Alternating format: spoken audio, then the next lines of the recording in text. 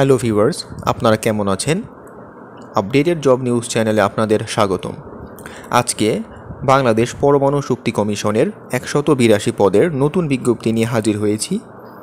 সর্বনিম্ন 8ম শ্রেণী পাশে আবেদন করা যাচ্ছে। তো বন্ধুরা, এই পদে আবেদন করতে কি যোগ্যতা লাগবে, কিভাবে আবেদন করবেন, বেতন কত ইত্যাদি থাকছে আজকের ভিডিওতে, তাই ভিডিওটি না টেনে সম্পূর্ণ দেখার অনুরোধ রইল। আর একটি বিষয়, ঘরে বসে স্বল্প খরচে ও নির্ভুলভাবে আবেদন করতে আমাদের স্ক্রিনে দেওয়া হোয়াটসঅ্যাপ নাম্বারে যোগাযোগ করুন 01837392240। এই নাম্বারে হোয়াটসঅ্যাপে মেসেজ বা কল করুন। তো দেরি না করে ভিডিওটি শুরু করছি। বাংলাদেশ পরমাণু শক্তি কমিশন বিজ্ঞান ও প্রযুক্তি মন্ত্রণালয়ের 1 জুন 2025 খ্রিস্টাব্দ তারিখের এতনং সংখ্যক স্মারক অনুযায়ী বাংলাদেশ পরমাণু শক্তি কমিশনের শূন্য পদে নিম্ন বর্ণিত পদসমূহে সম্পূর্ণ অস্থায়ী ভিত্তিতে রাজস্ব খাতে নিয়োগের লক্ষ্যে প্রকৃত বাংলাদেশি নাগরিকদের নিকট হতে অনলাইনে ওয়েবসাইটের মাধ্যমে দরখাস্ত আবেদন করা যাচ্ছে। অনলাইন ব্যতীত অন্য কোনো আবেদন গ্রহণ করা হবে না। এখানে বলছে হচ্ছে অস্থায়ী, বাট আপনারা চাকরি পাওয়ার পর চাকরিটা পরবর্তীতে স্থায়ীকরণ করা যায়। ঠিক আছে, এই ছিল। তারপর দেখছি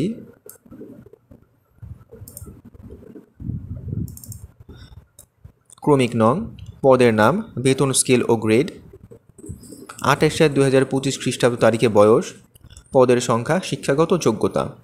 ক্রমিক নং 1, পদের নাম সাব অ্যাসিস্ট্যান্ট ইঞ্জিনিয়ার, 16,000 থেকে 38,640, গ্রেড 10, বয়স হচ্ছে 32।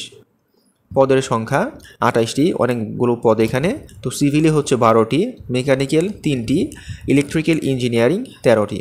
শিক্ষাগত যোগ্যতা এসএসসি অথবা এইচএসসিতে ভালো ফলাফল সহ সিভিল অথবা মেকানিক্যাল অথবা ইলেকট্রিক্যাল ইঞ্জিনিয়ারিংয়ে প্রথম শ্রেণীর ডিপ্লোমা। ক্রমিক নং 2, পদের নাম টেকনিশিয়ান, 11,000 থেকে 26,590, গ্রেড 13, বয়স 32 বছর। পদের সংখ্যা হচ্ছে 10টি। শিক্ষাগত যোগ্যতা এইচএসসি বিজ্ঞান অথবা সরকার অনুমোদিত কোনো প্রতিষ্ঠান হতে ন্যূনতম 6 মাসের ট্রেড কোর্স সার্টিফিকেট সহ এসএসসি বিজ্ঞান। ক্রমিক নং 3, office assistant cum computer typist, 11,000 থেকে 26,590, গ্রেড 13, অনূর্ধ্ব 32 বছর, তবে বিভাগীয় প্রার্থীদের ক্ষেত্রে বয়সসীমা 40 বছর পর্যন্ত শিথিলযোগ্য। পদের সংখ্যা 13টি। শিক্ষাগত যোগ্যতা কোনো স্বীকৃত বিশ্ববিদ্যালয় হতে অনূন 2য় শ্রেণী বা সমমানের জিপিএতে স্নাতক বা সমমানের ডিগ্রি, কম্পিউটার ব্যবহারের দক্ষতা এবং কম্পিউটারে ওয়ার্ড প্রসেসিং টাইপিং এ প্রতি মিনিটে সর্বনিম্ন ইংরেজিতে 30 শব্দ এবং বাংলায় 25 শব্দের গতি থাকতে হবে। ক্রমিক নং 4, পদের নাম stenographer cum computer operator, grade হচ্ছে 13, বয়স অনূর্ধ্ব 32, তবে বিভাগীয় প্রার্থীদের ক্ষেত্রে বয়সসীমা 40 বছর পর্যন্ত শিথিলযোগ্য। পদ সংখ্যা 4টি। শিক্ষাগত যোগ্যতা কোনো স্বীকৃত বিশ্ববিদ্যালয় হতে অনূন 2য় শ্রেণী বা সমমানের সিজিপিএতে স্নাতক বা সমমানের ডিগ্রি, কম্পিউটার ব্যবহারে দক্ষতা এবং শার্টলিপিতে প্রতি মিনিটে সর্বনিম্ন ইংরেজিতে 80 ও বাংলায় 50 শব্দের গতি সম্পন্ন এবং কম্পিউটার ওয়ার্ড প্রসেসিং অথবা ডাটা এন্ট্রি ও টাইপিং এ বাংলা ও ইংরেজিতে কমপক্ষে প্রতি মিনিটে যথাক্রমে 25 ও 30 শব্দের গতি থাকতে হবে। ক্রমিক 5, পদের নাম টেকনিশিয়ান 2, 97,000 থেকে 23,490, গ্রেড 15, বয়স 32, পদ সংখ্যা 3টি। শিক্ষাগত যোগ্যতা এইচএসসি বিজ্ঞান অথবা সরকার অনুমোদিত কোনো প্রতিষ্ঠান হতে ন্যূনতম 6 মাসের ট্রেড কোর্স সার্টিফিকেট সহ এসএসসি বিজ্ঞান অথবা সরকার অনুমোদিত কোনো প্রতিষ্ঠান হতে ন্যূনতম 6 মাসের ট্রেড কোর্স সার্টিফিকেট প্রাপ্ত এবং সংশ্লিষ্ট কাজে 4 বছরের বাস্তব অভিজ্ঞতা থাকতে হবে। ক্রমিক নং 6, পদের নাম সায়েন্টিফিক অ্যাসিস্ট্যান্ট 2, গ্রেড 15, বয়স 32, পদ সংখ্যা হচ্ছে 41টি। এই পদে অনেকগুলো লোক নিয়োগ করা হবে। শিক্ষাগত যোগ্যতা এইচএসসি বিজ্ঞান অথবা সরকার অনুমোদিত কোনো প্রতিষ্ঠান হতে ন্যূনতম 6 মাসের ট্রেড কোর্স সার্টিফিকেট সহ এসএসসি বিজ্ঞান অথবা সরকার অনুমোদিত কোনো প্রতিষ্ঠান হতে ন্যূনতম 6 মাসের ট্রেড কোর্স সার্টিফিকেট প্রাপ্ত এবং সংশ্লিষ্ট কাজে 4 বছরের বাস্তব অভিজ্ঞতা থাকতে হবে।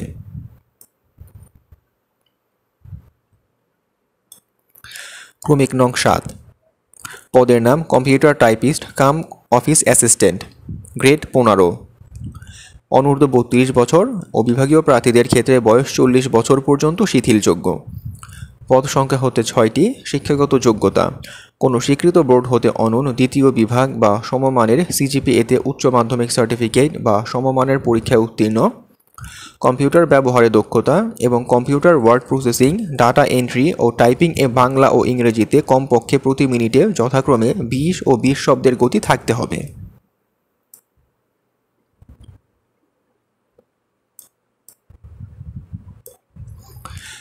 ক্রমিক নং 8, পদের নাম কম্পিউটার টাইপিস্ট, 9300 থেকে 22490, গ্রেড 16, অনূর্ধ্ব 32 এবং বিভাগীয় প্রার্থীদের ক্ষেত্রে বয়স 40 পর্যন্ত শিথিলযোগ্য। পদের সংখ্যা 19টি। যোগ্যতা: কোনো স্বীকৃত বোর্ড হতে অনূন দ্বিতীয় বিভাগ বা সমমানের জিপিএতে উচ্চ মাধ্যমিক সার্টিফিকেট বা সমমানের পরীক্ষায় উত্তীর্ণ, কম্পিউটার ব্যবহারে দক্ষতা এবং কম্পিউটারে ওয়ার্ড প্রসেসিং, ডাটা এন্ট্রি ও টাইপিংয়ে বাংলা ও ইংরেজিতে কমপক্ষে প্রতি মিনিটে যথাক্রমে 20 ও 20 শব্দের গতি থাকতে হবে। ক্রমিক নং 9, পদের নাম টেকনিক্যাল হেল্পার, 8500 থেকে 20570, গ্রেড 19, বয়স 32, পদের সংখ্যা 9টি। শিক্ষাগত যোগ্যতা: এসএসসি বিজ্ঞান বা অনুমোদিত প্রতিষ্ঠান হতে ট্রেড সার্টিফিকেট প্রাপ্ত। ক্রমিক নং 10, পদের নাম জেনারেল অ্যাটেন্ডেন্ট 2, গ্রেড হচ্ছে 20, 8250 থেকে 20010, বয়স 32, পদের সংখ্যা 27টি। অনেক বেশি পদ আছে এখানে, ভালো। শিক্ষাগত যোগ্যতা: অষ্টম শ্রেণী বা জেএসসি। ক্রমিক নং 11, সিকিউরিটি অ্যাটেন্ডেন্ট, এটা গ্রেড 20-এর চাকরি, বয়স হচ্ছে 35 বছর সর্বোচ্চ, পদ সংখ্যা হচ্ছে 17টি। শিক্ষাগত যোগ্যতা: নিরাপত্তা কাজে অভিজ্ঞতা সম্পন্ন প্রতিরক্ষা বাহিনী হতে অবসরপ্রাপ্ত। ক্রমিক নং 12, স্যানিটারি অ্যাটেন্ডেন্ট 2, গ্রেড হচ্ছে 20, বয়স সর্বোচ্চ 32, পদের সংখ্যা 5টি, অষ্টম শ্রেণী পাস।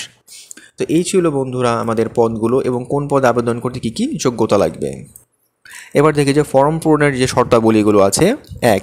দরখাস্ত দাখিলের ক্রমিক নং 1, 2, 5, 6, 9, 10 ও 12 এ বর্ণিত পদে সর্বশেষ 28/7/2025 খ্রিস্টাব্দ তারিখে প্রার্থীর বয়সসীমা 18 হতে অনূর্ধ্ব 32 বছর এবং ক্রমিক নং 11 এ বর্ণিত পদের বয়সসীমা 18 হতে অনূর্ধ্ব 35 বছরের মধ্যে হতে হবে। তাছাড়া ক্রমিক নং 3, 4, 7 ও 8 এ বর্ণিত পদের বয়সসীমা 18 হতে অনূর্ধ্ব 32 বছর, তবে বিভাগীয় প্রার্থীদের ক্ষেত্রে বয়সসীমা 40 বছর পর্যন্ত শিথিলযোগ্য। 2. প্রার্থী বাছাইকালে সরকারের যাবতীয় বিধিবিধান, আদেশ এবং আনুষ্ঠানিকতা যথাযথভাবে অনুসরণ করা হবে।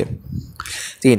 সর্বনিম্ন চাহিত ডিগ্রির ক্ষেত্রে পরীক্ষায় অবতীর্ণ প্রার্থীদের আবেদন করার প্রয়োজন নেই, মানে যে পদের মধ্যে যে শিক্ষাগত যোগ্যতা চাওয়া হয়েছে আবেদনের লাস্ট ডেট পর্যন্ত যদি আপনাদের ফলাফল প্রকাশ না হয় তাহলে আপনারা আবেদন করতে পারবেন না।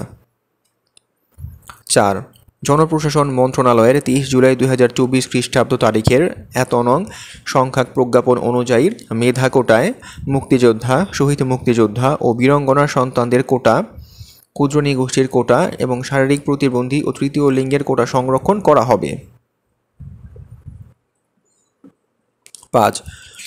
সরকারি আধা সরকারি সংস্থায় কর্মরত প্রার্থীদের পদবি, বেতন ও মূল বেতন উল্লেখপূর্বক যথাযথ কর্তৃপক্ষের মাধ্যমে আবেদন করতে হবে। নিয়োগপ্রাপ্ত হলে ঢাকা সহ ঢাকার বাইরে অবস্থিত বাংলাদেশ পরমাণু শক্তি কমিশনের বিভিন্ন কেন্দ্র, প্রতিষ্ঠান, ইনস্টিটিউট সমূহে চাকরি করতে ইচ্ছুক প্রার্থীগণই সংশ্লিষ্ট পদে আবেদন করবেন। 7. নিয়োগ পরীক্ষা ও নিয়োগ সংক্রান্ত যে কোনো বিষয় নিয়োগকারী কর্তৃপক্ষের সিদ্ধান্ত চূড়ান্ত হবে। ঠিক আছে, এই ছিল আমাদের নিয়মাবলীগুলো। এরপর দেখি আগ্রহী প্রার্থীগণ https://baec.teletalk.com.bd এ ওয়েবসাইটে গিয়ে আবেদনপত্র পূরণ করতে পারবেন। আবেদনের সময়সীমা: আবেদনপত্র পূরণ ও আবেদন ফি জমাদান শুরুর তারিখ হচ্ছে 28 জুলাই 2025 সকাল 10টা, আর আবেদনপত্র জমাদানের শেষ তারিখ ও সময় হচ্ছে 28 আগস্ট 2025 খ্রিস্টাব্দ বিকেল 5টা। উক্ত সময়সীমার মধ্যে ইউজার আইডি প্রাপ্ত প্রার্থীগণ অনলাইনে আবেদন সাবমিট এর সময় থেকে পরবর্তী 72 ঘন্টার মধ্যে SMS এর মাধ্যমে পরীক্ষার ফি জমা দিতে পারবেন। খ. অনলাইন আবেদনপত্রে প্রার্থী তার রঙিন ছবি দৈর্ঘ্য 300 পিক্সেল গুণন প্রস্থ 300 পিক্সেল ও স্বাক্ষর দৈর্ঘ্য 300 পিক্সেল গুণন প্রস্থ 80 পিক্সেল স্ক্যান করে নির্ধারিত স্থানে আপলোড করবেন। ছবির সাইজ সর্বোচ্চ 100 কেবি ও স্বাক্ষর সাইজ সর্বোচ্চ 60 কেবি হতে হবে। গ অনলাইনে পূরণকৃত আবেদনপত্র তথ্যই যেহেতু পরবর্তী সকল কার্যক্রম ব্যবহার করা হবে, তাই আবেদন বা ফর্ম পূরণ করার সময় যথেষ্ট সতর্কতা অবলম্বন করবেন আপনারা। তারপর হচ্ছে আপনাদের অনলাইন অ্যাপ্লিকেশনটা সাবমিট করার পর একটা অ্যাপ্লিকেন্ট কপি পাবেন, এটা আপনারা সংরক্ষণ করে দিবেন। এরপর দেখি যে SMS প্রেরণের নিয়মাবলী ও পরীক্ষার ফি প্রদান। আপনাদের যে অ্যাপ্লিকেশন ফর্মটা আছে এটা আপনারা নির্ভুলভাবে সাবমিট করবেন। সাবমিট করার পর একটা অ্যাপ্লিকেন্ট কপি পাবেন, এখানে ইউজার আইডি দেওয়া আছে। এই ইউজার আইডি ব্যবহার করে মাত্র 2টা SMS এর মাধ্যমে আপনারা আবেদনের ফি পরিশোধ করতে পারেন এবং আপনাদের আবেদন সম্পন্ন করতে পারেন। তাহলে এরপর দেখি যে ইউজার আইডির প্রাপ্ত নম্বরটি টেলিটক প্রিপেড মোবাইল এর মাধ্যমে 2টি SMS এর মাধ্যমে ফি বাবদ 1 নম্বর ক্রমিকে বর্ণিত পদের জন্য 200 টাকা এবং টেলিটক এর সার্ভিস চার্জ বাবদ 23 টাকা সহ অফেরতযোগ্য মোট 223 টাকা প্রদান করতে হবে।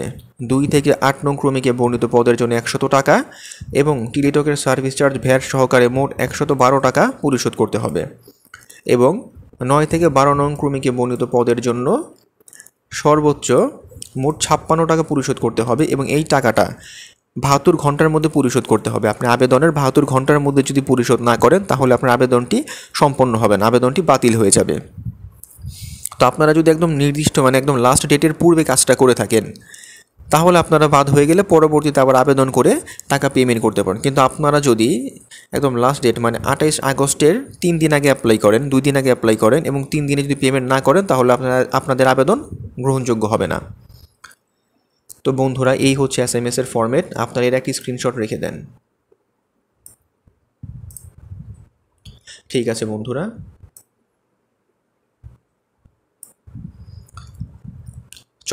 SMS এ প্রেরিত ইউজার আইডি এবং পাসওয়ার্ড ব্যবহার করে পরবর্তীতে রোল নম্বর, পদের নাম, ছবি, পরীক্ষার তারিখ, সময়, ভেন্যুর নাম ইত্যাদি তথ্য সংবলিত প্রার্থী তার অ্যাডমিট কার্ড ডাউনলোড করতে পারবে। ঠিক আছে।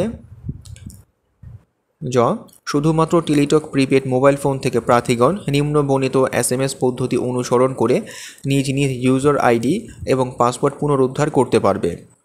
ইউজার আইডি জানা থাকলে, পিন জানা থাকলে, তো আপনাদের ইউজার আইডি এবং পিন যদি কোনো কারণে হারিয়ে যায় তাহলে আপনারা এই ফরম্যাটে তাও পুনরুদ্ধার করতে পারেন। আপনারা এটার একটি স্ক্রিনশট রাখেন, কাজে দিবে।